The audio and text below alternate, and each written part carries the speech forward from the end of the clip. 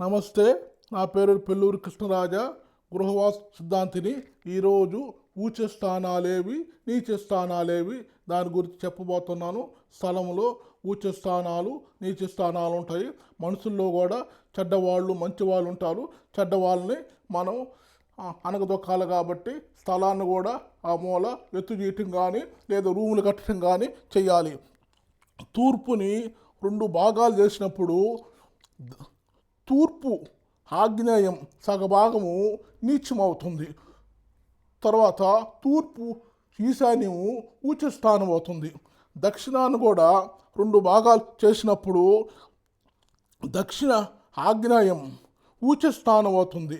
దక్షిణ నైరుతి నీచ స్థానం అవుతుంది. పడమరని కూడా 2 భాగాలు చేసినప్పుడు పడమర నైరుతి నీచ స్థానం అవుతుంది. పడమర వాయువు ఊచ స్థానం అవుతుంది. ఉత్తరాన్ని కూడా 2 భాగాలు చేసినప్పుడు